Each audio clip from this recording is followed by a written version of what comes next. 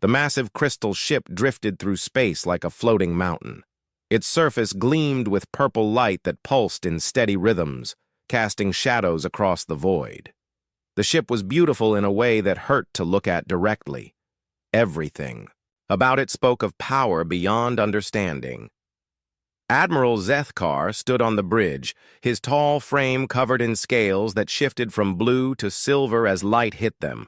His forearms moved gracefully as he studied the holographic display floating before him.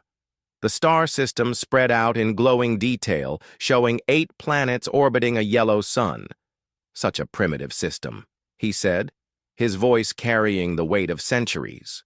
"These creatures have barely learned to leave their birth world. How did they even discover space travel?" His second-in-command, Captain Velthara, approached with measured steps. Her scales were darker, almost black, and her eyes held the cold intelligence of someone who had seen 1,000 worlds burn. "The species calls themselves humans, my lord," she reported. "They have colonies on 3 worlds in this system. Their technology level suggests they discovered faster-than-light travel only recently, perhaps 50 of their years ago." Zethkar laughed, a sound like crystals breaking. 50 years. We mastered the stars when their sun was still young.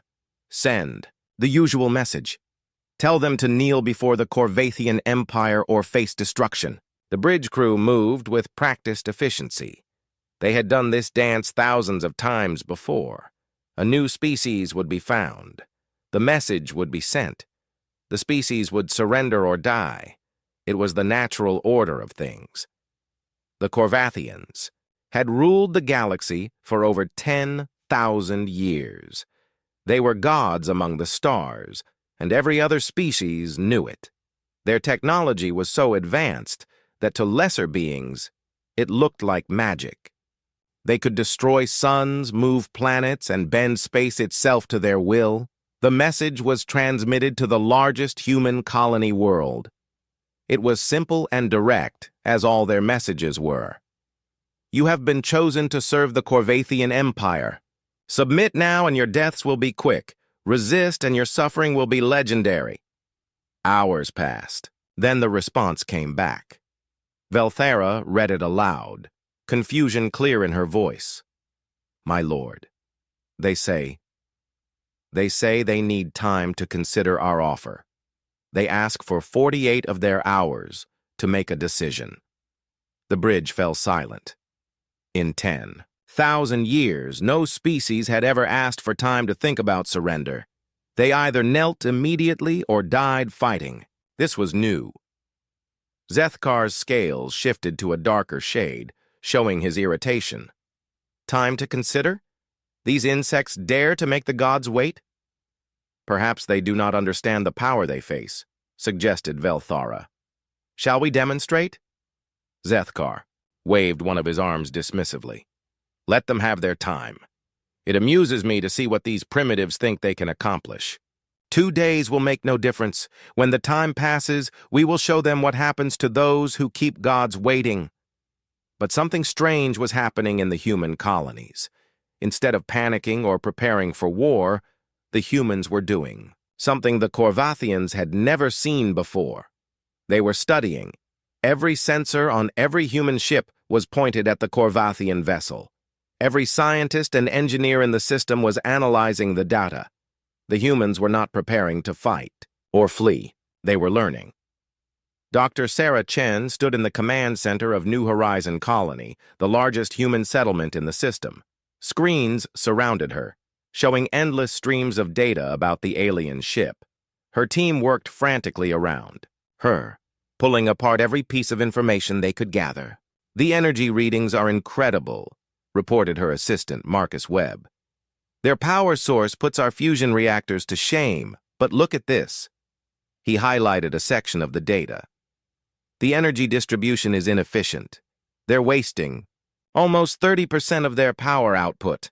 Sarah nodded, her eyes never leaving the screens. "And their weapons? What do we know about their weapons?" "Particle beam arrays," answered Dr. Kim Nakamura from across the room. Devastating power, but they take time to charge between shots. And the targeting system, it's predictable. It follows standard engagement patterns. Standard for them, maybe, Sarah said quietly. But we don't follow their standards, do we? Around the clock, the humans worked. They had no weapons that could hurt the Korvathian ship. They had no shields that could stop its attacks. But they had something else. They had curiosity and the stubborn refusal to accept that something was impossible to understand. The data flowed back to Earth through quantum communication arrays. Every human world received the information. Scientists, engineers, and military strategists studied the alien technology with an intensity that bordered on obsession. On Earth, Admiral Rebecca Torres stood in the war room deep beneath Geneva. The screens around her showed not just the alien ship, but projections of human fleet movements across known space. Every available ship was being recalled. Every shipyard was working at maximum capacity. "How long do we have?" she asked her chief of staff. 2 days until their deadline expires. "Maybe another week before they lose patience and attack," Colonel James Park replied. "The civilians are being evacuated, but there are still millions on those colonies." Torres nodded grimly. "And our response time? 6 months minimum to get a proper fleet there. The colonies will have to hold on their own." Back in the human colonies, the 48 hours passed. The humans sent another message to the Korvathian ship. "We need more time. Our leaders must discuss this important decision." Zethkar's amusement was turning to anger. His scales had shifted to a deep red, a warning sign that any Korvathian would recognize. "More time? These worms dare to test our patience further." "Perhaps we should show them a demonstration of our power," Velthara suggested. "Destroy one of their smaller settlements. Make them understand what they face." "Yes," Zethkar agreed. "Pick the smallest colony. Reduce it to ash. Let them see what happens to those who waste the time of gods." The crystal ship turned toward the mining colony on the system's third planet. Its weapons began to charge with a sound like thunder. Purple energy gathered at the ship's forward arrays, building to devastating levels. But the humans were watching. They recorded everything, every energy reading, every particle emission, every detail of how the alien weapons worked. Even as their colony was destroyed and thousands died, the survivors transmitted data back to the other worlds. Dr. Chen watched the destruction on her screens, her face pale but determined. "They're learning too," she said quietly. "Every time they use their weapons, we understand them better." "Sarah," Marcus said, his voice shaking. "They just killed 8,000 people." "I know," she replied, never taking her eyes off the data. "And we're going to make sure they pay for every single one." The Korvathian ship finished its work and returned to its original position. The mining colony was gone, replaced by a field of glowing debris. Zethkar expected the other colonies to surrender immediately. Instead, he received another message. "We understand now. Give us 3 more days." This time, Zethkar's rage was beyond words. His scales turned black as space itself. 3 days? They watch us destroy their kind and ask for more time? What game are these creatures playing? But it was not a game. The humans were buying time with their lives, feeding every scrap of information back to their home world. They were learning how gods fought so that other humans could learn how gods died. The message had already reached Earth. Admiral Torres read the reports with growing determination. The alien weapons were powerful but not invincible. Their shields were strong but had weaknesses. Most importantly, they followed patterns. "We can beat them," she said to her staff. "It won't be easy and it won't be quick, but we can beat them." The gods had made their first mistake. They had given humanity time to think. In 6 months, they would learn why that was the worst thing they could have done. The hunt was about to begin. The third day came and went without a human response. Admiral Zethkar paced the bridge of his crystal warship, his four arms moving in agitated patterns. His scales had settled into a dark purple that showed barely controlled fury.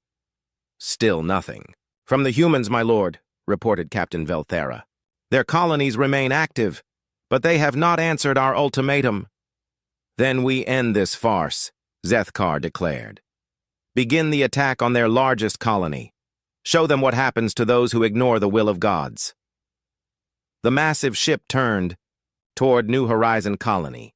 Its weapon systems came online with a deep humming that vibrated through the hull. Purple energy began building in the crystal arrays that lined the ship's surface. But as the weapons charged, something unexpected happened. The human ships in orbit around the colony began moving in ways that made no sense. Instead of fleeing or attacking, they were positioning themselves in a specific pattern. "My lord," said the tactical officer, "the human vessels are arranging themselves in formation. It appears to be defensive in nature." Zethkar studied the display with growing confusion. The human ships were tiny compared to his vessel. Their weapons were primitive projectile throwers and simple energy beams. They posed no threat to his shields. So why were they not running?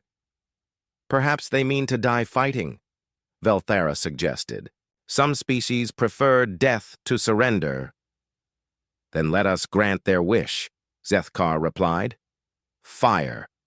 The particle beam lanced out from the Korvathian ship, a column of purple death that could melt mountains. It struck the lead human vessel dead center. The ship exploded in a brilliant flash of light and metal, but something was wrong. The explosion was too small. The debris pattern was not what it should have been, and the other human ships were still moving, still maintaining their formation. "Curious," Zethkar muttered. "Fire again. Target the second vessel."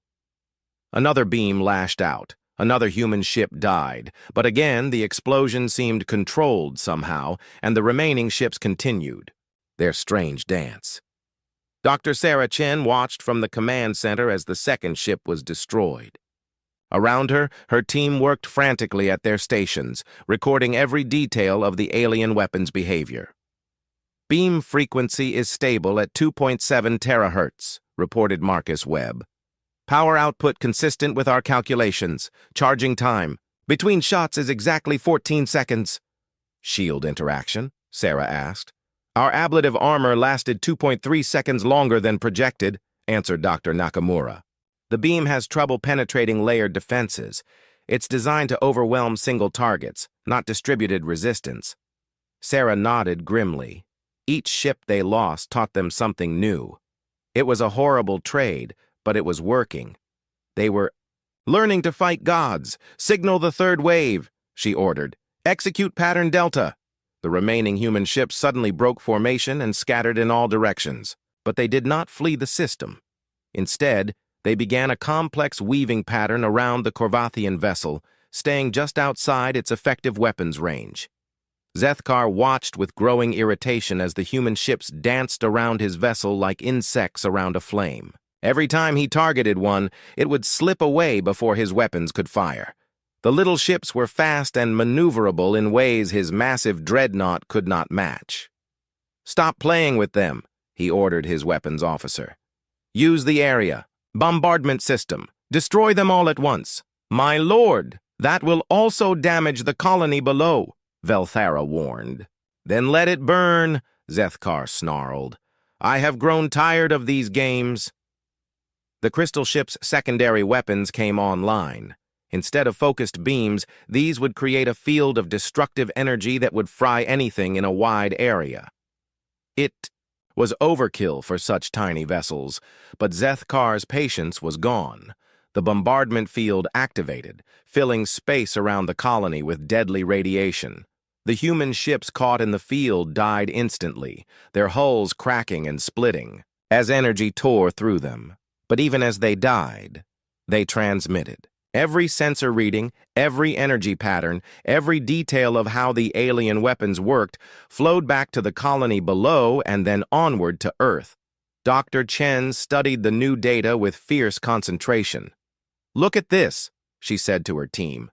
"The area weapon draws power from the main reactor. When it fires, their primary shields drop by 40% for almost 30 seconds. That's a hell of a weakness," Marcus observed. "It's not a weakness if no one knows about it," Sarah replied. "But we know, and soon Earth will know too." The battle continued for hours. Wave after wave of human ships emerged from the colony to engage the Corvathian vessel. Each wave lasted longer than the last. Each wave learned from the deaths of those before it. Zethkar began to notice the pattern. The human ships were lasting longer against his weapons. Their evasive maneuvers were becoming more sophisticated. Their attacks, while still ineffective, were becoming more precise. "How are they improving so quickly?" he asked his tactical officer. "Unknown, my lord. Their technology should not allow for such rapid adaptation. But the humans were not adapting their technology. They were adapting their tactics. Every death taught them something new about how the alien weapons worked. Every loss revealed another weakness in the seemingly invincible ship.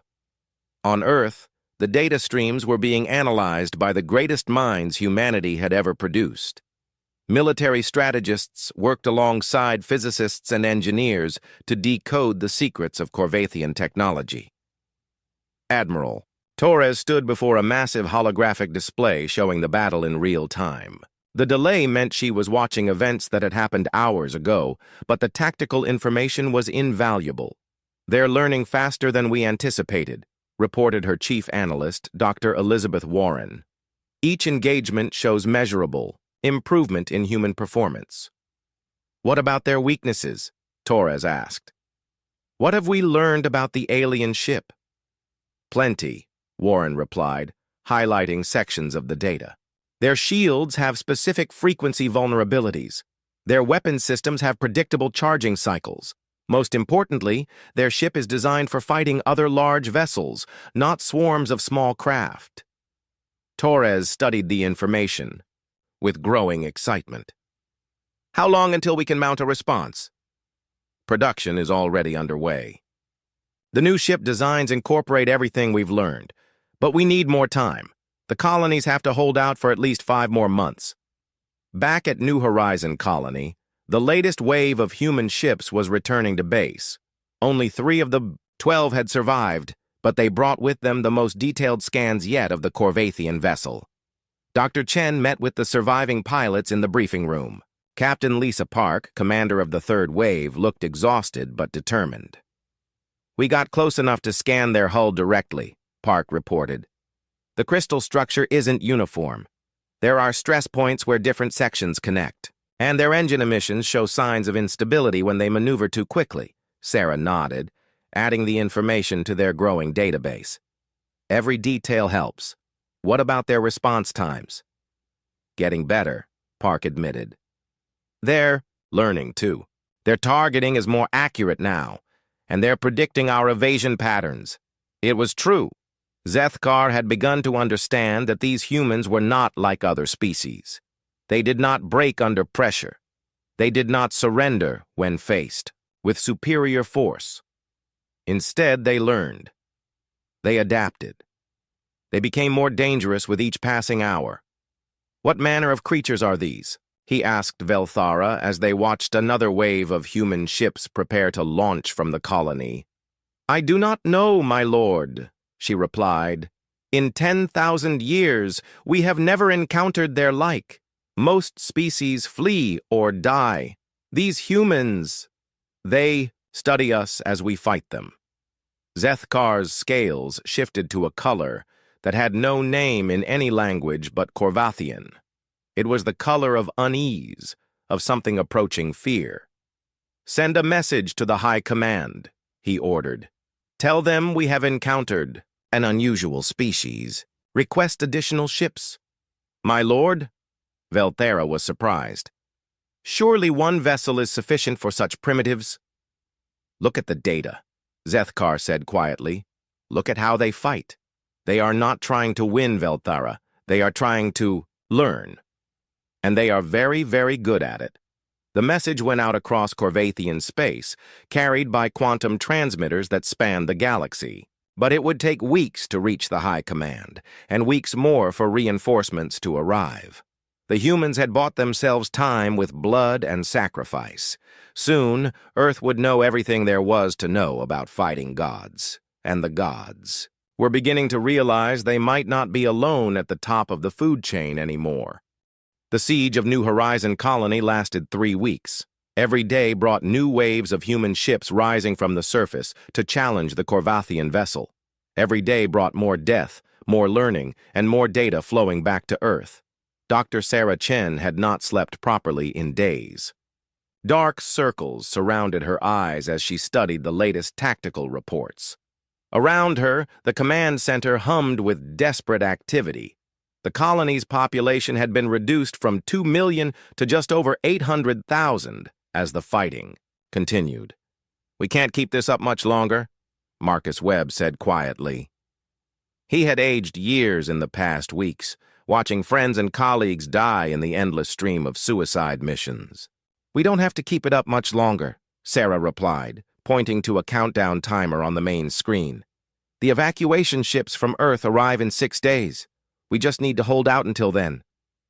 But Admiral Zethkar had grown tired of the human resistance. His beautiful crystal ship bore scars now, places where human weapons had actually managed to scratch its surface. The damage was cosmetic, but it was damage nonetheless. No species had ever harmed a Corvathian vessel before. "Enough," he declared to his bridge crew. "We end this today. Full bombardment of the colony surface. Kill them all." Captain Velthara hesitated. "My lord, the High Command prefers to preserve infrastructure when possible. These humans may have valuable technology to study." "The humans are the technology," Zethkar snarled. "They adapt and learn at rates that should be impossible. They must be destroyed completely, or they will become a threat to the Empire itself." The massive weapons arrays of the crystal ship turned toward the planet below. Energy began building to levels that would crack continents and boil seas. New Horizon Colony would not survive the next hour, but the humans had one final card to play. Dr. Chen activated the colony's emergency communication system, sending a transmission that would be heard across human space. Her voice was calm despite the approaching doom. "This is Dr. Sarah Chen of New Horizon Colony. We are under attack by a hostile alien force calling itself the Corvathian Empire. They have superior technology and overwhelming firepower. Our defenses have failed." She paused, looking around at her team.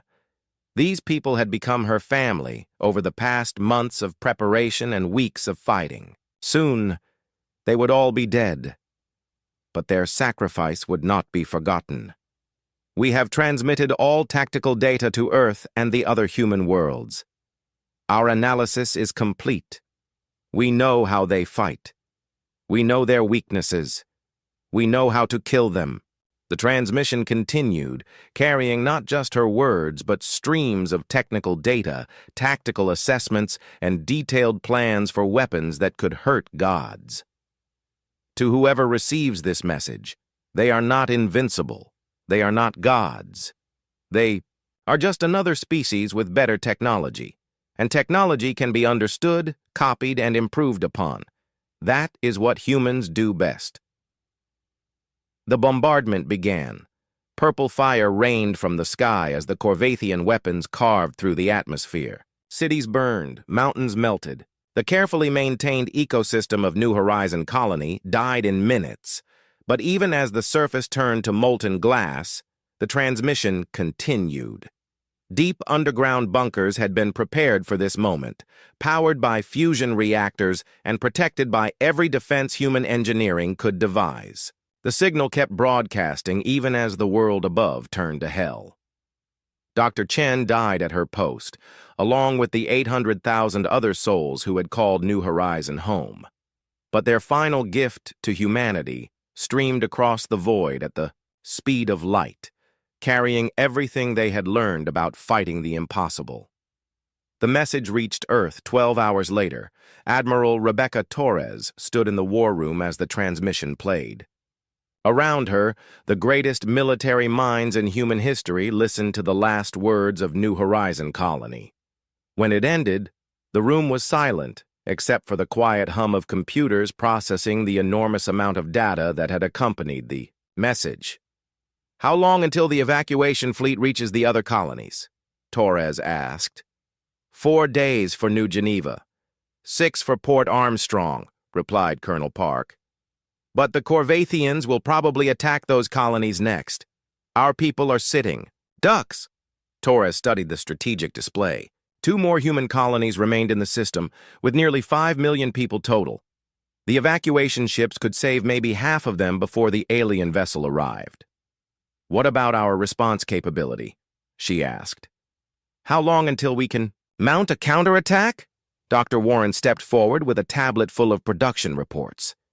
"The industrial buildup is ahead of schedule. Every human world is contributing. But we need at least 4 more months to complete the first wave of new warships." 4 months is too long, Torres said grimly. "They'll have wiped out every human presence in that system and moved on to other targets." She was right. Even now, Zethkar was plotting a course for New Geneva colony. His ship had taken minor damage during the siege of New Horizon, and he wanted to finish off the remaining humans quickly before they could mount any more resistance.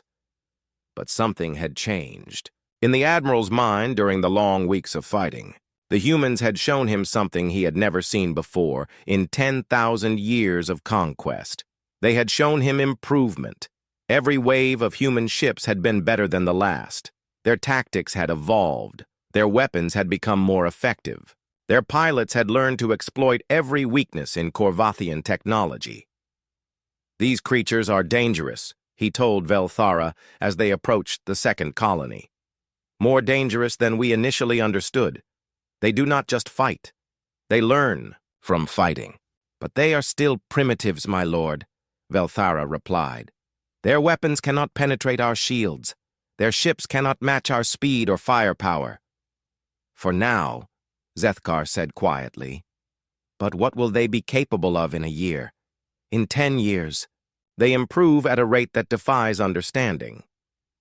The crystal ship entered orbit around New Geneva. This colony was smaller than New Horizon had been, with only 2 million inhabitants. It should be easy to destroy, but the humans were ready. The weeks of fighting at New Horizon had given every human colony time to prepare. New Geneva's defenses were stronger, its evacuation plans more thorough, its resistance more organized. Captain Maria Santos commanded the Colonial Defense Force. She had studied every second of footage from New Horizon, learning from the sacrifice of her fellow humans. Her ships were arranged in patterns that would maximize their survival time while gathering the most possible data about the enemy. The battle began as before, with waves of small human craft rising to challenge the massive alien vessel. But these pilots had trained specifically for this fight. They knew exactly how long the alien weapons took to charge. They knew where the blind spots were. They knew how to hurt the enemy ship. The difference was immediately apparent. The first wave of human ships lasted twice as long as any wave at New Horizon. The second wave actually managed to damage one of the Corvathian weapon arrays before being destroyed.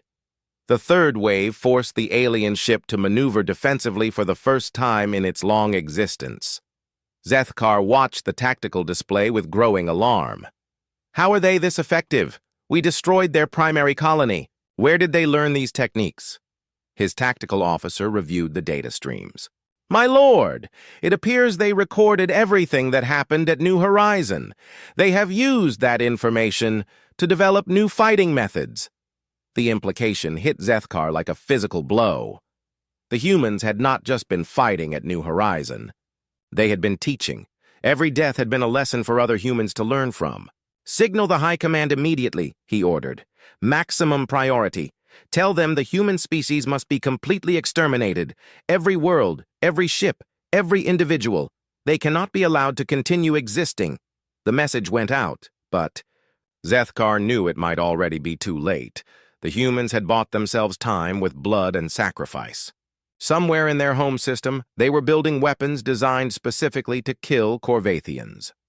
On Earth, the first of those weapons was taking shape in the orbital shipyards above Luna. The UES Retribution looked nothing like the Elegant, vessels that other advanced species preferred. It was angular, brutal, and covered in armor plating that had been designed using stolen Corvathian technology. But the most important part was not what could be seen. Inside the ship's hull were weapons and systems that incorporated everything humanity had learned about fighting gods. Every weakness the Corvathians had shown was being exploited. Every strength they possessed was being countered. Admiral Torres stood in the observation deck, watching as the final components were installed. The ship would be ready in 3 months. By then, there might not be any humans left in the outer colonies to save, but that did not matter. The Retribution was not being built to save the colonies. It was being built to deliver a message to the self-proclaimed gods of the galaxy. The message was simple. Humanity had graduated from prey to predator, and the hunt was about to begin. 6 months after the fall of New Horizon Colony, a single ship emerged from hyperspace at the edge of Corvathian territory. The vessel that appeared was unlike anything the galaxy had ever seen. The UES Retribution was not beautiful. Where Corvathian, ships flowed like living crystal, and other advanced species built elegant curves. This human vessel looked like it had been forged by angry gods in the fires of war. It was angular and brutal, covered in armor plating that absorbed light rather than reflecting it. Weapon ports dotted its surface like the eyes of a predator, and its hull bore scars from testing that had pushed every system to its breaking point. Captain Elena Vasquez stood on the bridge, studying the tactical display that showed the Corvathian home fleet arranged in defensive formations around their primary world. 57 crystal ships, each one larger than her vessel, each one carrying enough firepower to destroy planets. "Impressive," she said quietly. "They're taking us seriously." Her first officer, Commander David Chen, nodded grimly. David was the brother of Dr. Sarah Chen, who had died defending New Horizon Colony. He wore her research data like armor and her memory like a weapon. "Signal from the lead Corvathian vessel," reported the communications officer. "They're demanding our surrender." Elena almost smiled. "Tell them we're here to deliver a message from humanity. They can receive it the easy way or the hard way." The message went out across the quantum channels, reaching not just the Corvathian fleet, but monitoring stations throughout the galaxy. Other species watched with interest as the primitive humans faced off against the most powerful military force in known space. Admiral Zethkar received the human response aboard his flagship, a crystal dreadnought 3 times the size of the vessel that had destroyed the human colonies. His scales had turned a deep black that showed barely controlled rage. "One ship," he said to his assembled fleet commanders. "They send one ship against our entire home fleet. The arrogance of these creatures knows no bounds." "Perhaps they seek martyrdom," suggested Fleet Admiral Kethvar, his second in command. "Some species prefer glorious death to surrender." "No," Zethkar replied, studying the tactical data. "These humans do not seek death. They seek victory. But how do they expect to achieve it with one vessel?" The answer came when the Retribution began its attack run. The human ship did not charge straight at the Corvathian fleet as expected. Instead, it began a complex spiral pattern, accelerating to speeds that should have torn it apart from gravitational stress. But the ship held together, its hull groaning but intact. "Impossible," breathed the Corvathian tactical officer. "No ship can maneuver like that. The G-forces alone should kill the crew." But the humans had learned from their months of study. They had discovered that Corvathian inertial dampening technology could be improved upon. The Retribution carried systems that allowed its crew to survive accelerations that would crush normal beings. The first Corvathian ships opened fire, sending purple beams of energy toward the approaching human vessel. But where those beams expected to find their target, they found only empty space. The retribution was moving in patterns that the Corvathian targeting computers could not predict. Elena felt the ship shudder as they passed through the edge of a particle beam. Even a glancing hit from those weapons would have destroyed any previous human vessel. But the Retribution's armor held, designed specifically to disperse Corvathian energy weapons. "Target the lead vessel," she ordered. "Full. Spread all forward weapons." The Retribution's guns opened fire, and the galaxy learned what human warfare looked like when it was properly motivated. Instead of elegant energy beams, the human ship launched clouds of projectiles that moved at significant fractions of light speed. Each projectile was guided by microcomputers that could adjust course mid-flight, and each one carried a warhead designed to exploit specific weaknesses in Corvathian shield technology. The lead Corvathian ship's shields flared as the projectiles struck. For a moment, it seemed like the human weapons had failed to penetrate the crystal vessel's defenses. Then, the delayed fusion warheads detonated. The explosions were carefully timed to create resonance patterns in the Corvathian shield matrix. Instead of absorbing the energy, the shields began to vibrate at their natural frequency. The harmonics built up rapidly until the entire shield system collapsed. With their shields down, the Corvathian vessel was vulnerable to the follow-up attack. The Retribution's main guns fired again, this time with armor-piercing rounds that punched through the crystal hull like bullets through glass. The mighty dreadnought that had terrorized 1,000 worlds died in less than 30 seconds. The Corvathian fleet reacted with shock and fury. Energy beams lanced out from dozens of ships trying to bracket the human vessel. But the Retribution was already moving, its course plotted by computers that had studied every aspect of Corvathian tactical doctrine. "How are they doing this?" demanded Zethkar.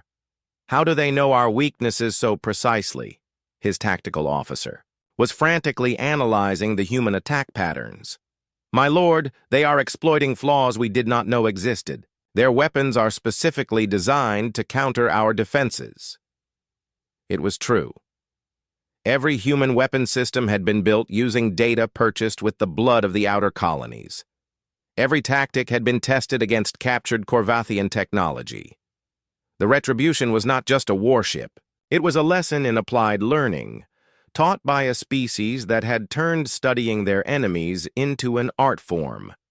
The battle continued as the human ship carved through the Corvathian formation like a blade through silk.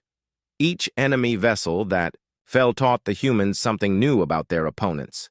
Each successful attack was immediately analyzed and improved upon for the next engagement.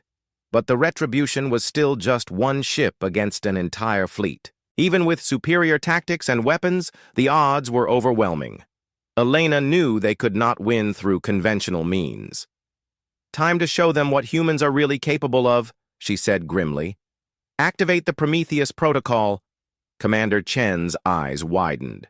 "Elena, that's never been tested in actual combat. The simulation data shows only a 60% chance of survival." 60% is better odds than the colonies got," Elena replied. "Do it." The Prometheus protocol was humanity's most desperate weapon, developed from theoretical physics and powered by stolen Corvathian technology. The Retribution's hull began to glow as exotic matter conduits channeled energy into a device that should not have been possible to build. The human ship suddenly accelerated beyond anything the Corvathians thought possible. But this was not normal acceleration.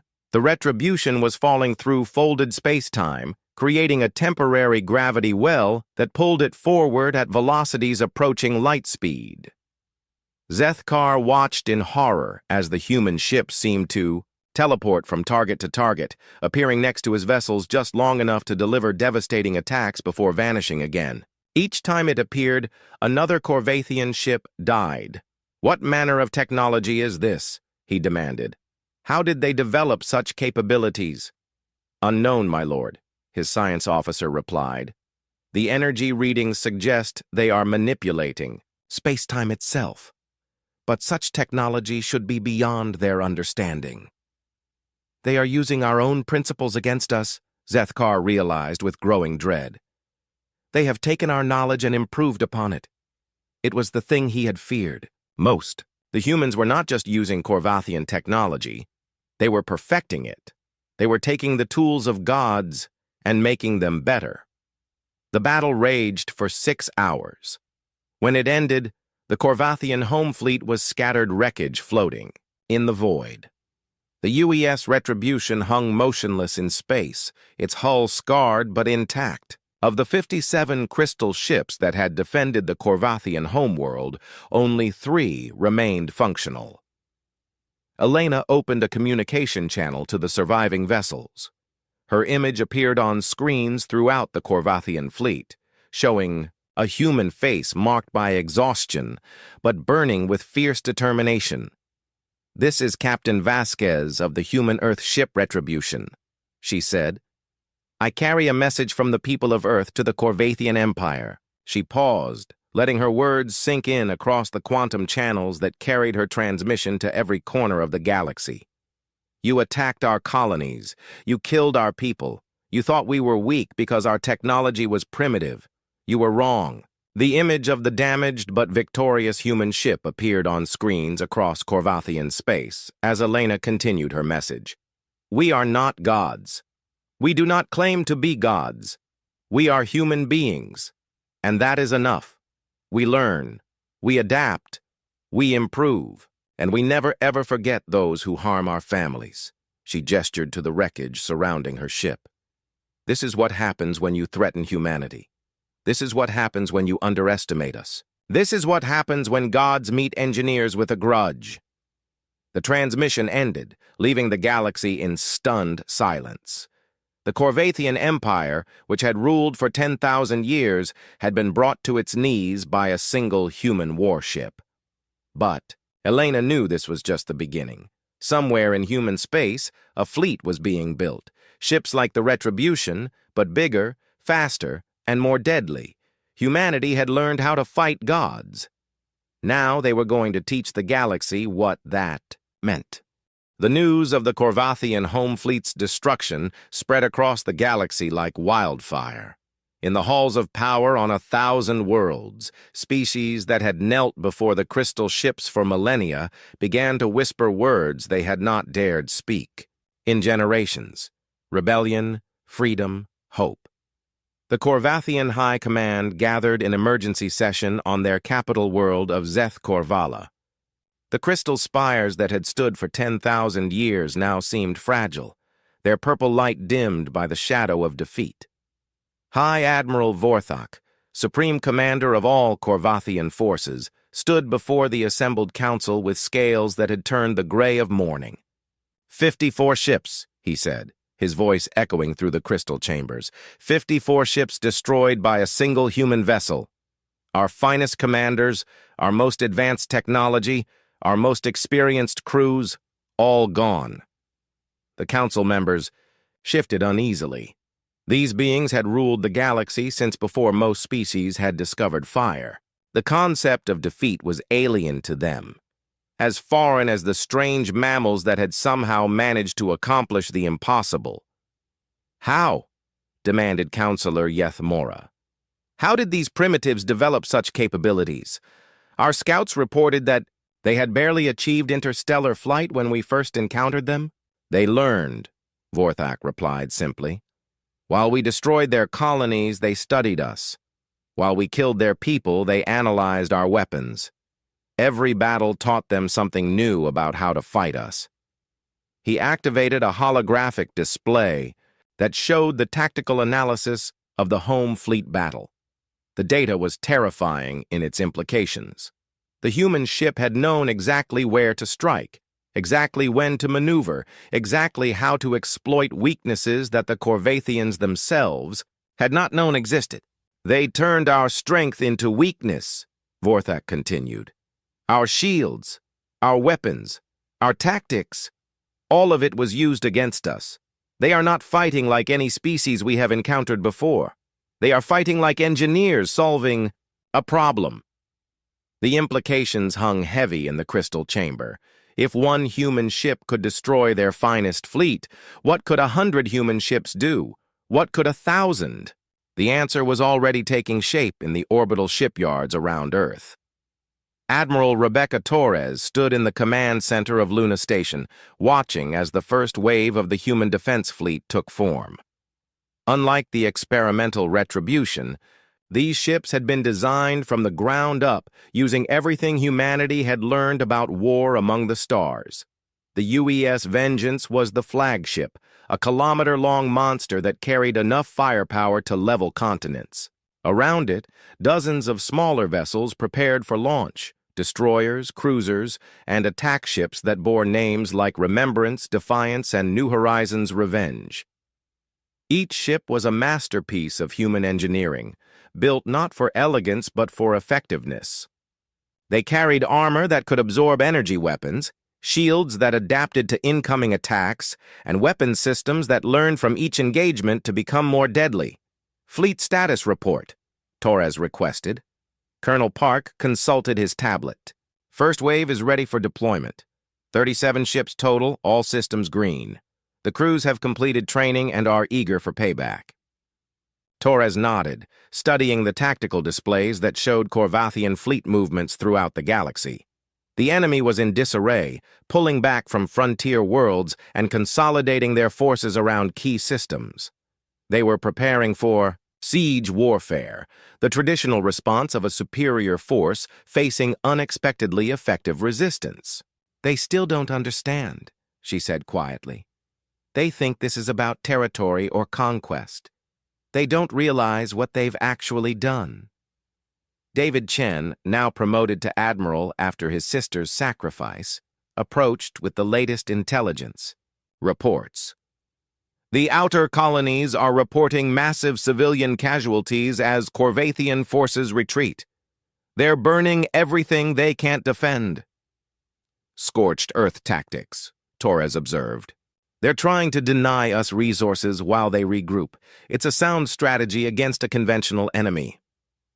"But we're not conventional," David replied with a cold smile. "Are we, Admiral?" Torres returned his smile with one of her own. "No, we are not. Signal the fleet. It's time to show the galaxy what happens when you threaten human civilians." The human defense fleet emerged from hyperspace at the edge of Corvathian territory like avenging angels. But these were not the angels of mercy. These were the angels of mathematics, engineering, and applied physics. They came not with songs of peace, but with equations of destruction. Admiral Zethkar received the reports aboard his command ship, one of the few survivors of the home fleet disaster. His scales had turned white with stress, and his forearms trembled as he read the tactical data. 37 ships, he said to his assembled officers. "They have brought 37 ships against our entire border fleet. We still outnumber them 3-1, my lord," his tactical officer pointed out. "Surely quantity must count for something." "Quantity," Zethkar laughed bitterly. "We had quantity at the homeworld. We had overwhelming numerical superiority. It did not matter. These humans do not fight wars of quantity. They fight wars of quality." He was right.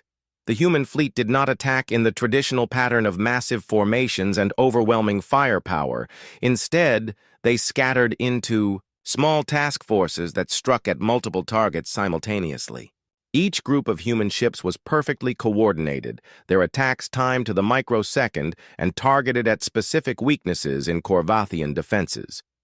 The battle was not a glorious clash of titans. It was systematic extermination.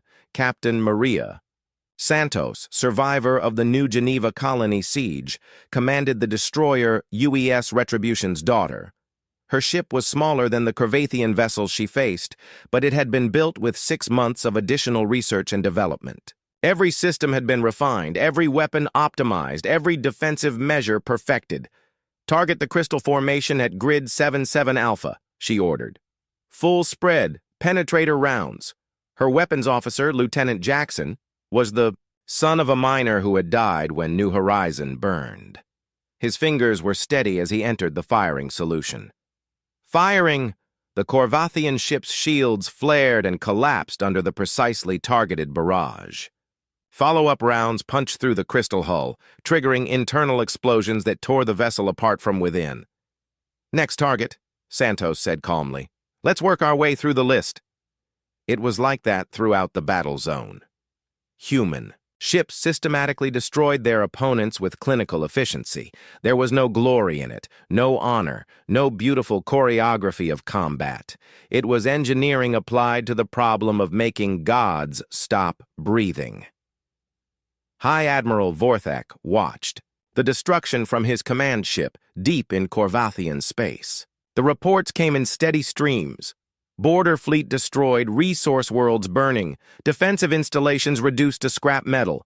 The humans were not occupying territory. They were erasing it. "Send a message to the human fleet," he ordered. "Offer terms for negotiation." His communications officer hesitated. "What terms should I offer, my lord?" Vorthak's scales shifted to colors that had no names in any language. "Anything they want. Everything they want.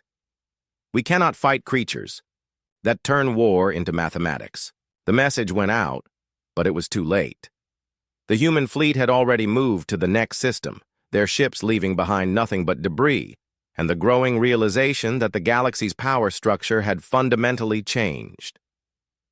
Admiral Torres received the Corvathian surrender offer aboard the Vengeance. She read it carefully, noting the desperation hidden behind formal diplomatic language.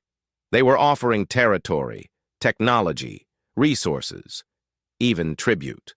Everything except the one thing humanity actually wanted. "Send this response," she told her communications officer.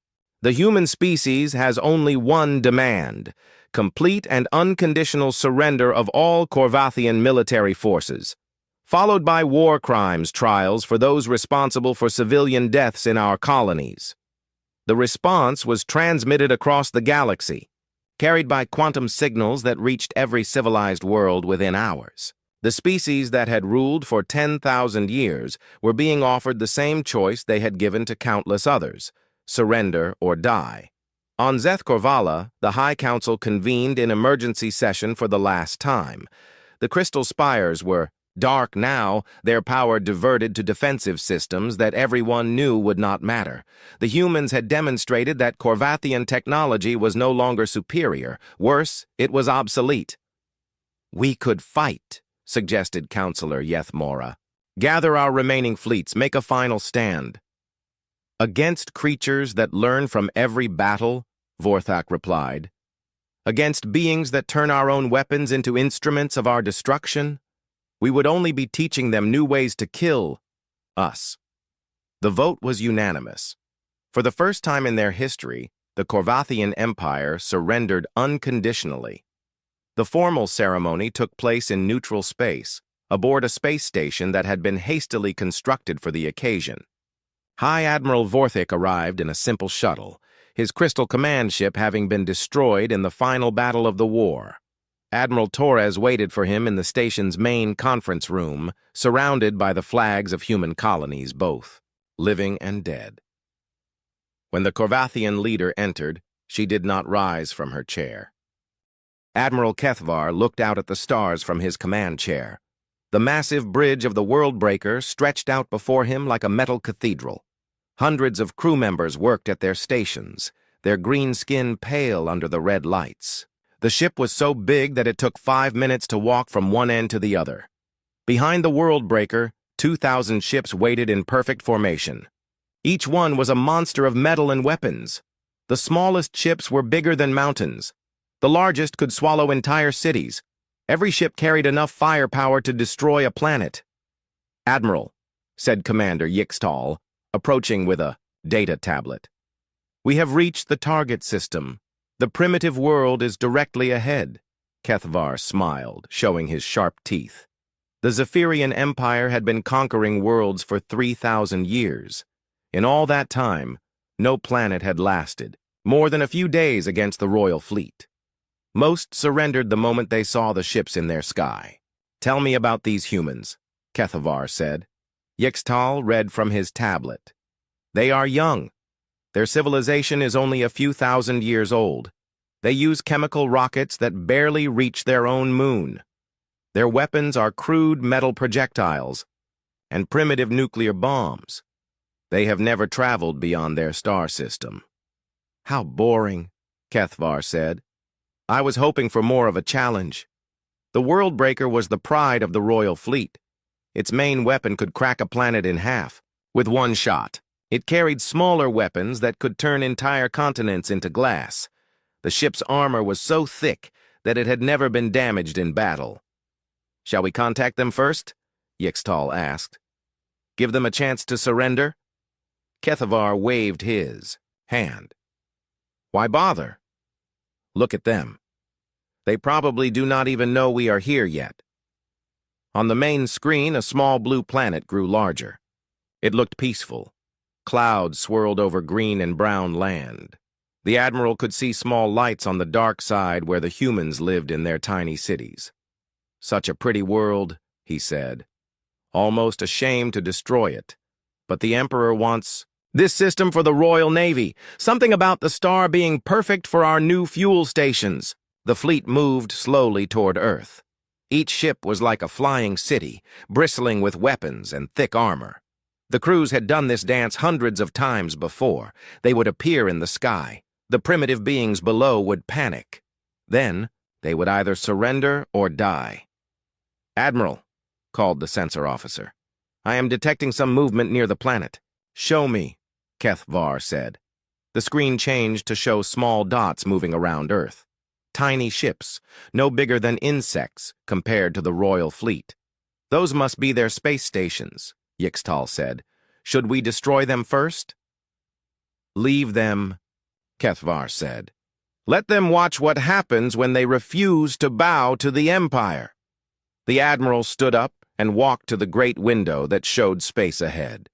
The human world looked so small and helpless. He had conquered worlds with billions of people, worlds with weapons that could destroy moons, worlds with technology the humans could not even dream of. All had fallen before the might of the Royal Fleet. Begin the approach, he ordered. All ships prepare for planetary bombardment. This will be over before their sun sets. The fleet moved forward like a great metal storm. Each ship was a masterpiece of Zephyrian engineering. They had been built to fight the greatest armies in the galaxy. Their weapons could punch through any armor. Their shields could stop any attack. Sir, the communications officer said, we are receiving a transmission from the planet. Put it on the main screen. Kethvar said. A human face appeared. The creature looked soft and weak. Its skin was pale and its eyes were small. When it spoke, its voice was high and thin. Unknown ships, this is Earth Defense Command. You have entered our space without permission. State your intentions immediately. Kethvar laughed. The sound echoed through the bridge. His crew joined in, their harsh voices mixing together.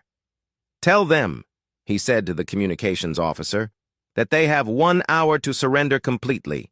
All military forces must stand down. All leaders must submit to imperial authority. If they refuse, we will turn their world into ash. The human on the screen looked angry.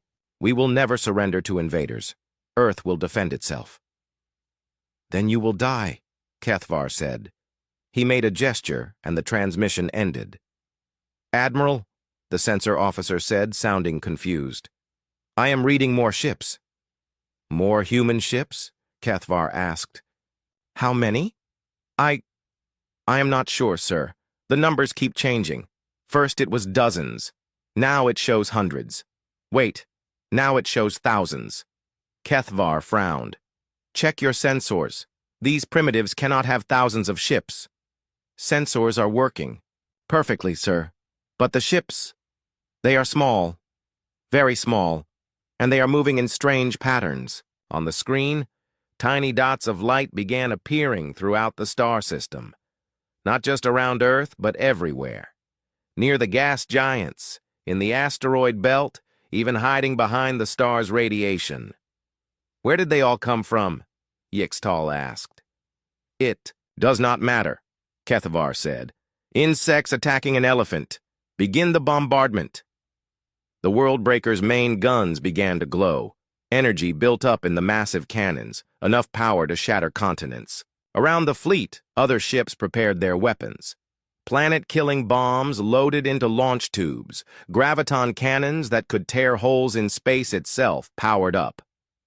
Target locked on the largest human city, the weapons officer reported. Fire, Kethvar ordered. The main cannon fired. A beam of pure energy lanced out toward Earth, bright enough to blind anyone who looked directly at it. It could punch through the planet's crust and boil the oceans. The beam struck empty space. What? Kethvar spun around. Where did it go? The planet, sir, the sensor officer said, his voice shaking. It moved. That was impossible. Planets did not move. But on the screen, Earth was no longer where it had been a moment before. It had shifted just enough for the deadly beam to miss. How? Yixtal demanded. Before anyone could answer, alarms began screaming throughout the ship. The lights flickered. The Worldbreaker shuddered like it had been hit by something massive. Report! Kethvar shouted. We are under attack, sir, the defense officer called out. Multiple impacts on the hull. Small projectiles moving at incredible speed. From where? Everywhere, sir. The human ships are firing on us from all directions. Kethvar looked at the tactical display. Thousands of tiny human ships swarmed around his massive fleet like angry bees. They moved too fast and too randomly for the big guns to track. But somehow their tiny weapons were getting through the Worldbreaker's mighty shields.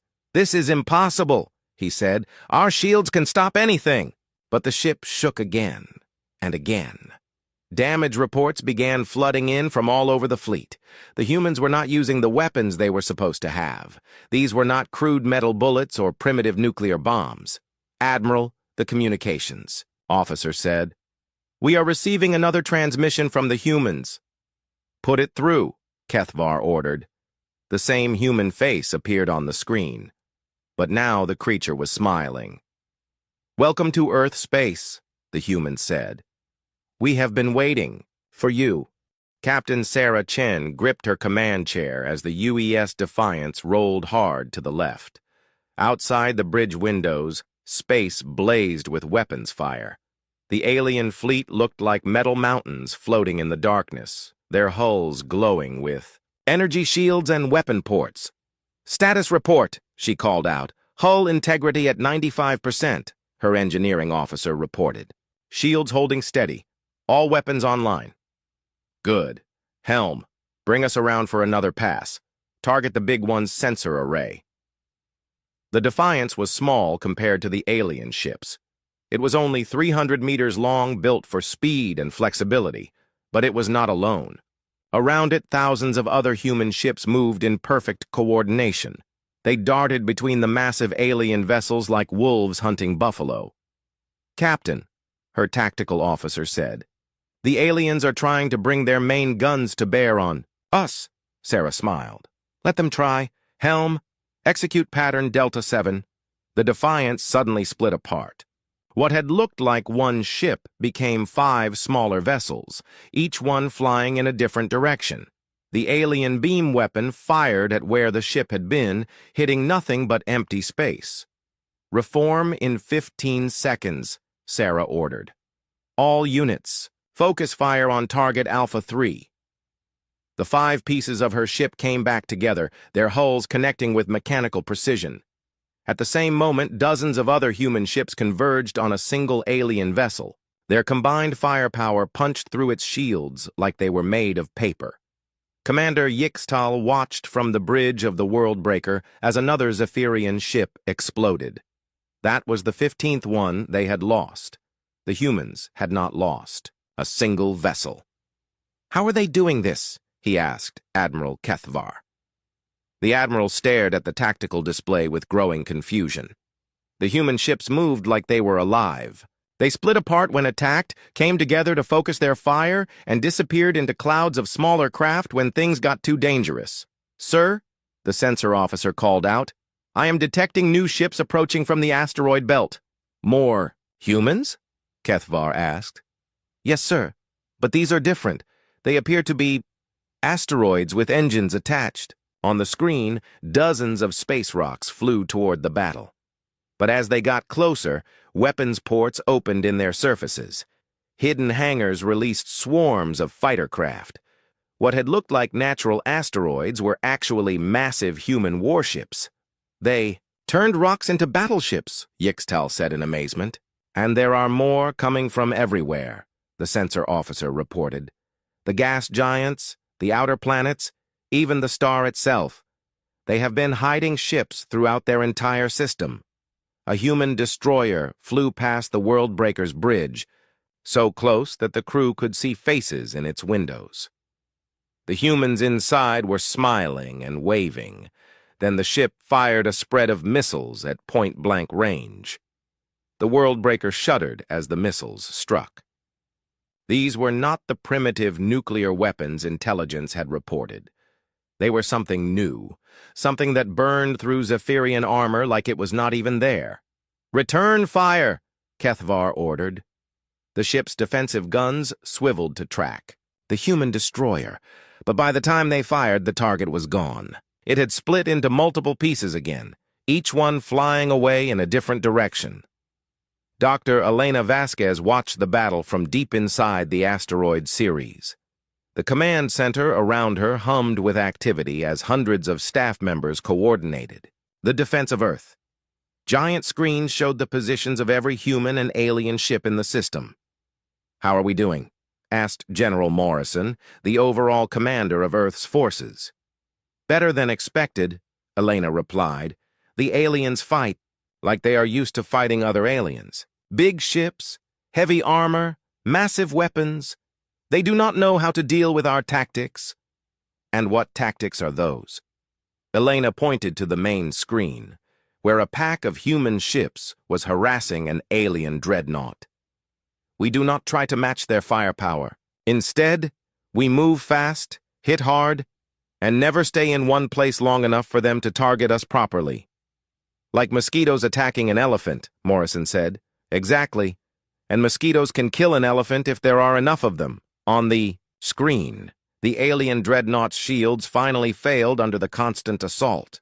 Human ships swarmed over it like ants, their weapons carving through its hull. The massive ship began to break apart. "Sir," one of the technicians called out, "we are getting reports from all over the system. The aliens are starting to retreat from the outer positions." Elena nodded. "Phase 2 worked perfectly. They think our asteroid forts and gas giant stations are our main defenses. They have no idea what we have waiting for them closer to Earth." The human fleet had been built with one simple idea: never fight fair. Every ship could change its configuration in battle. Every weapon could be modified on the fly. Every tactic could be adapted in real time based on what the enemy was doing. The aliens had spent 3,000 years conquering planets that fought the way they did. They had never faced an enemy that refused to play by the same rules. "Captain," Sarah Chen brought the Defiance around for another attack run. This time her target was one of the alien command ships, a massive vessel bristling with communication arrays and sensor dishes. "All right, people," she announced to her crew. "Let's show these invaders what humans can do when we put our minds to it." The Defiance accelerated toward the alien ship. At the last moment, it split apart again, but this time, instead of 5 pieces, it became 20. Each small craft carried a single powerful weapon designed to punch through heavy armor. The alien ship tried to defend itself. Its point defense guns fired in all directions, but there were too many targets moving too fast. Half the human craft were destroyed, but the other half got through. 20 shaped charge warheads detonated against the alien ship's hull. The explosions tore through its armor and into its interior. Secondary explosions began to ripple through its structure. "Target destroyed," Sarah reported as the alien command ship broke apart. "Reforming for next attack." The surviving pieces of the Defiance came back together. New sections deployed from hidden compartments to replace the ones that had been lost. Within minutes, the ship was whole again. Admiral Kethavar realized that his perfect fleet was losing. Ships that had conquered 1,000 worlds were being destroyed by tiny human craft that should not have been able to scratch their paint. "Admiral," Commander Yixtal said, "perhaps we should call for reinforcements." "Reinforcements?" Kethavar stared at him. "We brought 2,000 ships. We brought enough firepower to destroy 100 worlds. How can we need reinforcements against these primitives?" But even as he spoke, another Zephyrian ship exploded on the main screen. The humans were not just fighting back. They were winning. "Sir," the communications officer said, "we are receiving a transmission from the human fleet." The same human face appeared on the screen. But now there was no fear in its eyes, only confidence. "Alien fleet," the human said. "This is Admiral Chen of Earth Defense Command. You have 30 minutes to begin withdrawing from our system. If you do not comply, we will destroy every one of your ships." Kethavar's pride flared. "You dare threaten the Royal Fleet? We have weapons that can crack planets." "So do we," the Bay human replied calmly. "The difference is, we know how to use them properly." The transmission ended. Around the world breaker, the swarm of human ships grew thicker and more aggressive. They no longer seemed like insects attacking an elephant. They seemed like the elephant killers they truly were. Admiral Kethavar stood in the ruins of his once perfect bridge. Sparks flew from damaged control panels. Half the screens were dark. The world breaker limped through space, its mighty engines running at barely half power. "Damage report," he demanded. Commander Yixtal read from a cracked display. 40% of our weapons are offline. Shields are operating at 30% capacity. We have lost 600 ships from the fleet. 600 ships. In 3 days of fighting, the humans had destroyed more Zephyrian vessels than had been lost in the previous century of conquest. "How?" Kethavar asked for the 100th time. "How are they doing this?" On the main screen, a group of human ships approached a damaged Zephyrian cruiser. The alien vessel was twice their size and still had working weapons. It should have been able to destroy them easily. Instead, the human ships did something impossible. They began to change shape. Hull plates shifted and weapons moved. Within minutes, the small human vessels had combined into a single large ship that matched the cruiser's firepower. The combined human ship destroyed the cruiser in seconds. Then it split apart again into fast-moving pieces that scattered in all directions. "They are not using any technology we understand," Yixtal said. "Their ships seem to be made of living metal. They grow new parts when damaged. They share shields and weapons between vessels. Each ship fights like it has its own mind." Dr. Elena Vasquez floated in zero gravity inside the command center of Mining Station Omega. The facility had been built inside a large asteroid hidden from alien sensors. Around her, holographic displays showed the entire battle. "The alien fleet is adapting faster than we expected," she told General Morrison over the communication link. "They are starting to spread out their formations to make our swarm tactics less effective." "But they are still losing ships," Morrison replied. "Yes, but not as quickly as before, and we are starting to take casualties too." Elena pointed to a display that showed human losses. "We have lost 300 vessels in the last 6 hours. That is still 10 alien ships for every one of ours." "True, but they have bigger ships with bigger crews. In terms of people, we are losing this war." Elena studied the tactical display. The alien fleet was no longer bunched together in tight formations. They had spread out across the solar system, making it harder for human ships to concentrate their attacks. "They are learning," she said. "But so are we." She opened a communication channel to all human commanders. "This is Dr. Vasquez. Initiate Phase 3. Repeat. Initiate Phase 3. Throughout the solar system, hidden factories began to activate. They had been built inside asteroids, on the moons of gas giants, and in the deep spaces between planets. Each one began producing new weapons, new ships, and new surprises for the alien invaders. Captain Sarah Chen watched as her latest ship took shape around her. The Defiance had been destroyed and rebuilt 12 times during the battle. Each time, it came back stronger and smarter than before.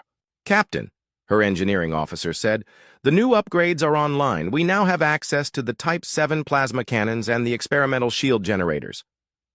"Good," Sarah said. "And the AI core?" "Learning at an exponential rate.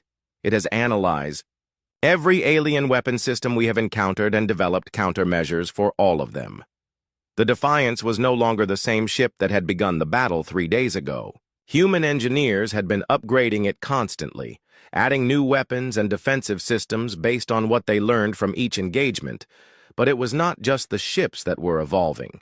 The human crews were changing too. They had started the battle using standard military tactics.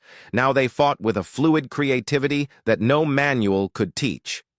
"Contact on sensors," the tactical officer reported. "3 alien heavy cruisers approaching from the direction of Mars." "Show me," Sarah ordered. The alien ships appeared on the main screen.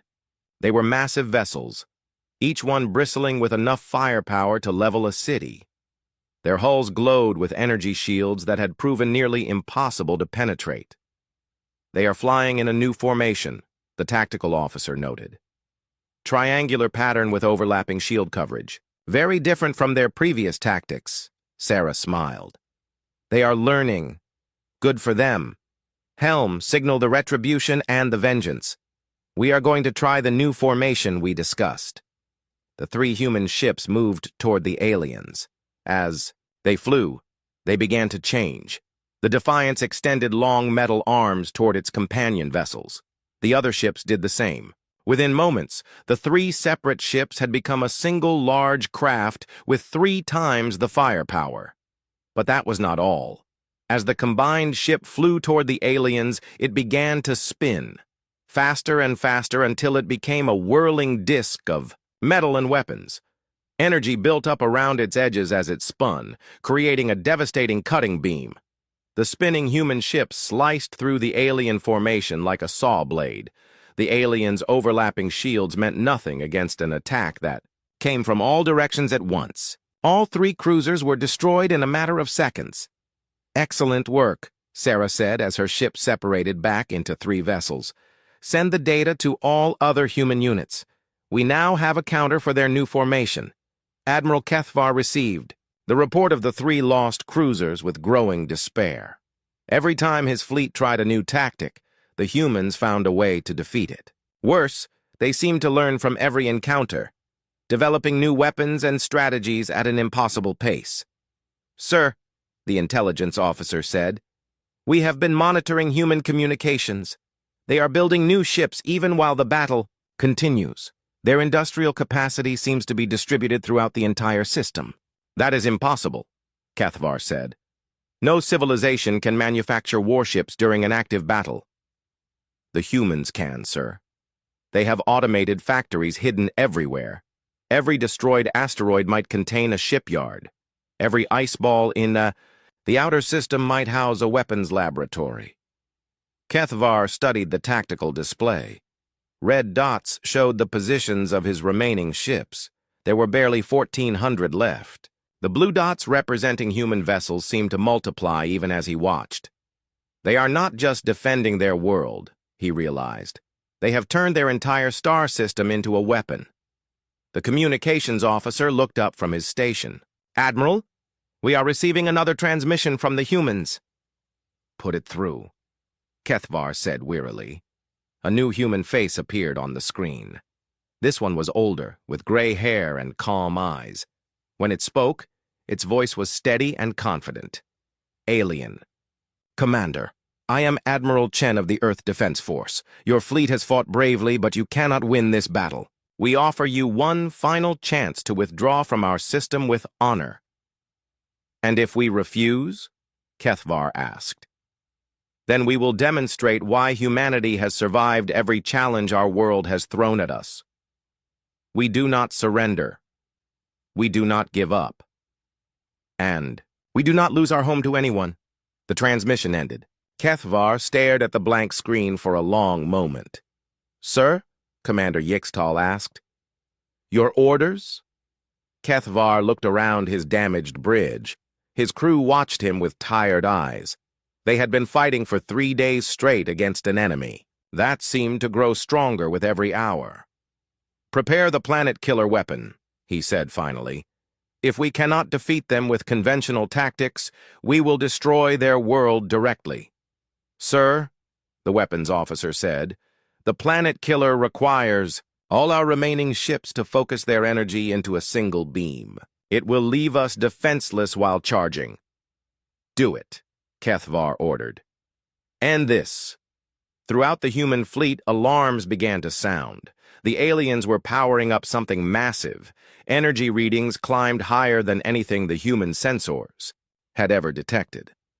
Dr. Elena Vasquez watched the readings with interest rather than fear. They are going to try to destroy Earth directly, she told General Morrison. Can we stop them? Elena smiled. We do not need to stop them. We just need to show them what happens when you threaten a human's home. She opened a communication channel to every ship station and facility in the solar system. All units, this is command. The aliens want to see our planet-killer weapon. Let's show them what 7 billion angry humans can build when someone threatens their world. Across the solar system, hidden installations began to power up. Not weapons built to destroy ships, but something far more impressive. Something built to move planets. The remaining ships of the Royal Fleet formed a perfect circle around Earth. Every vessel pointed its most powerful weapons toward the planet's surface. Energy began to build in their cores, a gathering storm that would tear the world apart atom by atom. Admiral Kethvar watched the charging process on his displays. Time to full power. 18 minutes, sir, the weapons officer reported. Once we fire, nothing will remain of their planet but cosmic dust. Good, Kethvar said. Let them see what happens when primitives challenge the might of the Empire. But as the alien weapons charged, something strange began to happen throughout the solar system. Hidden installations that had remained dormant suddenly came to life. Massive structures emerged from asteroids. Ancient satellites that had looked like space junk revealed themselves to be sophisticated machinery. Captain Sarah, Chen felt the change before her instruments detected it. The Defiance began to vibrate with a deep harmonic frequency that seemed to come from everywhere at once. What is that? Her tactical officer asked. That, Sarah said with a grin, is 7 billion humans working together. On Earth's surface, Dr. Elena Vasquez stood in the main control room of Project Prometheus. The facility stretched for kilometers underground, filled with the most advanced technology humanity had ever created. Around her, thousands of engineers worked at control stations, their faces lit by the glow of holographic displays. Status report, she called out. All primary nodes are online, reported Chief Engineer Park. Lunar installation shows green. Mars facility is at full power. Asteroid belt network is synchronized. Outer planet stations? Jupiter's moons report ready. Saturn rings array is operational. Even the Pluto outpost is contributing power. Elena nodded. Then let's show our visitors what human engineering can really do. She placed her hand on a control panel that had been waiting for this moment for 50 years. All stations, prepare for planetary displacement. Operation Terra Shield is now active. Throughout the solar system, massive machines began to work in perfect harmony. They had been built in secret over decades, hidden inside asteroids and moons, disguised as mining equipment and research stations. Each one was part of a single incredible project. Admiral Kethvar stared at his sensor readings in disbelief. What are they doing? Unknown, sir, the sensor officer replied, his voice shaking. But the energy readings are impossible. They are drawing power from their entire star system. On the main screen, space around Earth began to shimmer. Reality itself seemed to bend and twist as unimaginable forces came into play. Sir, the communications officer said, we are receiving a transmission from the planet. Put it through, Kethvar ordered. Dr. Elena Vasquez appeared on the screen. Behind her, the control room of Project Prometheus hummed with activity. Alien Commander, she said calmly. You wanted to destroy our planet. We have a better idea. How about we just move it? Before Kethvar could respond, Earth vanished, not destroyed, not shattered into pieces. It simply disappeared from where it had been, leaving empty space where a world had existed moments before. Where did it go? Commander Yixtal demanded. The answer came when Earth reappeared on the other side of the solar system near the orbit of Mars. The planet hung in space, completely undamaged, as if it had always been there. Impossible, Kethvar whispered. But the demonstration was not over. As the royal fleet watched in stunned silence, Earth began to move again. This time it traveled to Jupiter's orbit, then to Saturn's, each jump taking only seconds. The planet danced through space like a leaf in the wind, always staying just out of reach of the alien weapons. We built this system over 50 years. Elena's voice came through the communication link. Every human colony, every space station, every asteroid, mining operation contributed something to the project. You see, when you threaten to destroy someone's home, they get very creative about protecting it. The aliens tried to retarget their weapons, but Earth moved too quickly. Every time they locked onto the planet, it vanished and reappeared somewhere else. Their planet-killing beam fired into empty space, wasting its tremendous energy on nothing. How? Kethvar asked. We call it a planetary displacement drive, Elena explained. It manipulates space-time on a massive scale. We can move Earth anywhere in the solar system in the blink of an eye. Your weapons cannot destroy what they cannot hit. But moving Earth was only the beginning. As the planet danced through space, the human fleet began its counterattack. Ships that had been hiding throughout the system revealed themselves. Weapons platforms emerged from asteroids. Battle stations uncloaked near every major planet. The aliens found themselves surrounded by an enemy that seemed to be everywhere. At once, Commander Marcus Torres led a squadron of destroyers in a diving attack on the alien flagship. His ship, the Retribution, had been upgraded with the latest human technology. Its hull could shift and change like living metal. Its weapons adapted to each target automatically. All right, people, he announced to his crew, let's teach these invaders why you never threaten a human's home. The Retribution split into a dozen smaller craft, each one targeting a different part of the alien flagship. But these were not the same tactics the humans had used before. Each small ship carried a new type of weapon, something the aliens had never seen. Instead of trying to punch through the alien armor, the human weapons began to change it. Nanobots ate through the metal hull. Conversion beams turned enemy shields into human shields. Molecular disruptors made solid armor flow like water. What are they doing to us? Yixtal asked in horror as sections of the World Breaker began to transform. They are turning our own ship against us, Kethvar realized. It was true. Parts of the flagship's hull were now flying away to join the human fleet. The aliens' own weapons had been reprogrammed to fire at their sister ships. Even the air recycling systems had been converted to human use. Throughout the royal fleet, the same thing was happening. Human technology was not just destroying the alien ships. It was stealing them, converting them, making them part of humanity's forces. Dr. Elena Vasquez watched the battle from Earth's mobile command center. The planet was currently parked in a stable orbit near Jupiter, well out of range of any alien weapons. How are our casualties? She asked General Morrison. Minimal, he replied. The aliens cannot hit targets that move like our ships do. And with their own vessels being converted to our side, they are fighting a losing battle against their own technology. Time to end this, Elena decided. She opened a channel to Admiral Chen.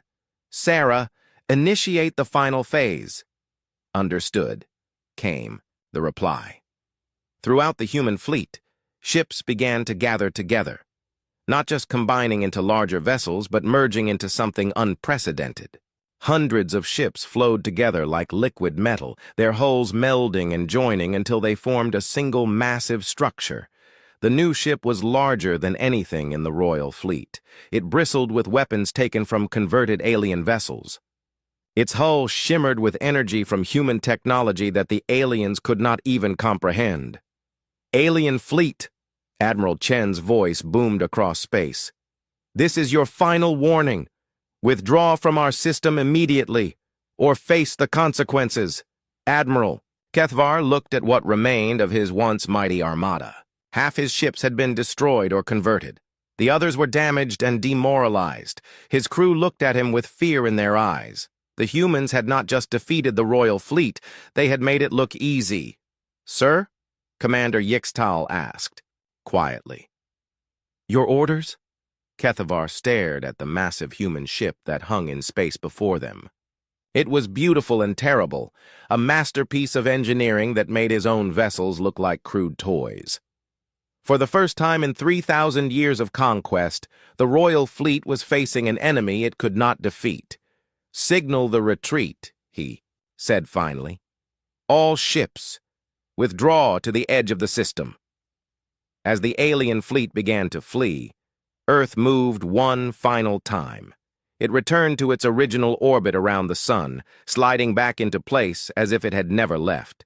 The humans had defended their home by making the impossible look routine, and Admiral Kethvar knew that the galaxy would never be the same. The remains of the royal fleet limped toward the edge of the solar system.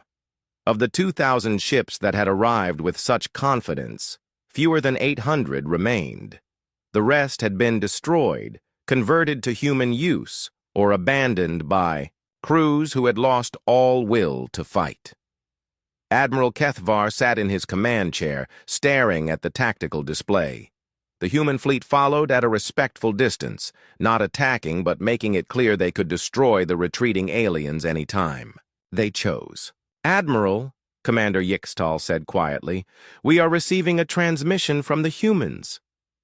"Put it through," Kethvar said, his voice tired and defeated. Dr. Elena Vasquez appeared on the screen.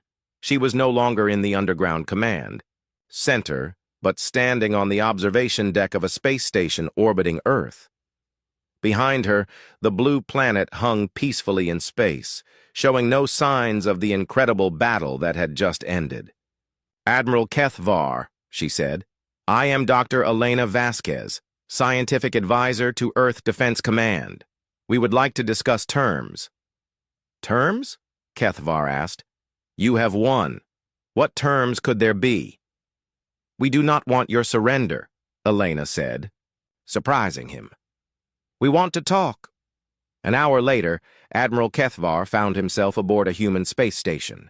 He had expected to be treated as a prisoner, but instead he was welcomed as a guest. Human security officers escorted him politely through corridors that hummed with advanced technology. The station was unlike anything he had ever seen. Its walls seemed to be alive, shifting and changing as needed. Robots and humans worked side by side on projects he could not begin to understand. Everything was efficient, practical, and somehow beautiful at the same time. Dr. Vasquez met him, in a conference room with windows that looked out at Earth. The planet seemed so peaceful and small from this distance. It was hard to believe it had just moved itself across the solar system to avoid destruction. "Please sit," Elena said, gesturing to a chair that adjusted itself to fit his alien physiology. "Can I offer you anything? Food? Drink?" "I do not understand," Kethvar said. "We came to conquer your world. We tried to destroy your planet. Why are you being kind to us?" Elena sat across from him, her hands folded calmly on the table. "Because we want to understand why you did it, and we want you to understand something about humanity. What is that?" "We are not your enemies," she said. "We never were. You attacked us because you thought we were weak and primitive, but we defended ourselves because that is what any species does when threatened. The question now is, what happens next? Kethvar was quiet for a long moment. In 3,000 years, the royal fleet has never been defeated. Every world we have encountered either surrendered immediately or was destroyed within days. You are the first to fight back and win. Why do you conquer other worlds? Elena asked. Because that is what we do, Kethvar replied. The Empire requires resources, territory, strategic positions. We take what we need. And if those worlds refuse, then they are removed. Elena nodded sadly. 3,000 years of conquest. How many civilizations have you destroyed? Hundreds, Kethvar said. Perhaps thousands. I stopped counting long ago. And in all that time, did you ever consider that there might be another way? Another way? Trade, cooperation, alliance, working together instead of simply taking what you want. Kethvar stared at her. You would work with us?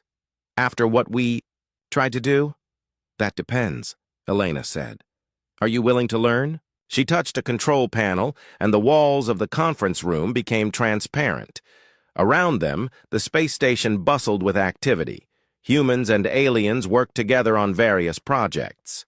Kethvar recognized some of the aliens, species, that the Empire had conquered decades ago.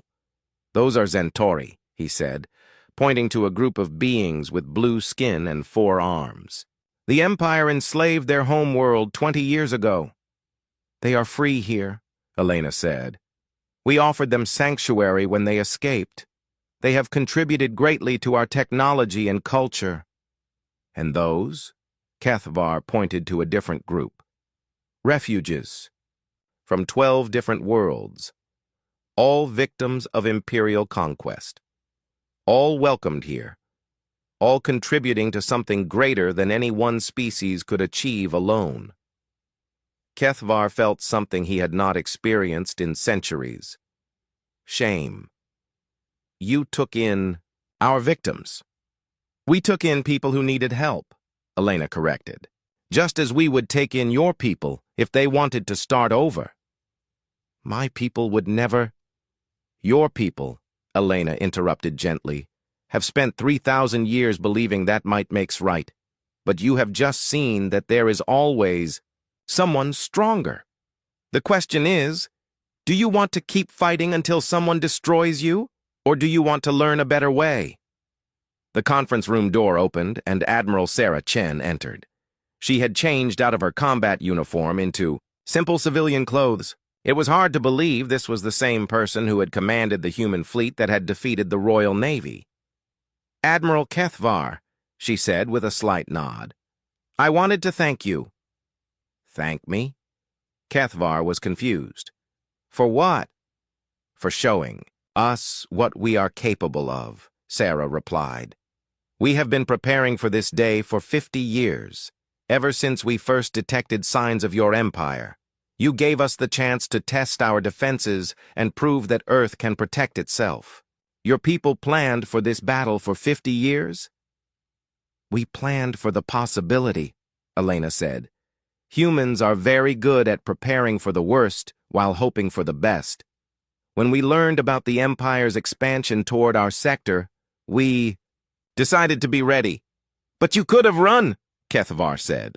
Your planetary displacement technology could have moved Earth to another star system entirely. We could have, Sarah agreed. But this is our home, and humans do not abandon their homes. Elena leaned forward. That is what we want your empire to understand. We are not interested in conquest or territory. We want to be left alone to live our lives in peace. But if anyone threatens our home or our allies, they will face everything we are capable of. And what you are capable of is... Kethvar struggled for words. More than you can imagine, Sarah said simply. What you saw today was just our defensive capabilities.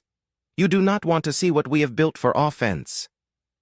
Kethvar thought about the human ships that could split apart and recombine at will. The weapons that converted enemy vessels instead of destroying them. The technology that could move an entire planet like a chess piece. What do you want from me? he asked. Take a message back to your emperor, Elena said. Tell him that humanity offers two choices. Continue trying to expand into our region of space and face the consequences, or open diplomatic relations and discover what we can accomplish together. The emperor will never agree to negotiate with conquered species, Kethvar said. We are not a conquered species, Sarah pointed out. We are the species that defeated your royal fleet. Elena handed Kethvar a small device. This contains all the technical data from our battle.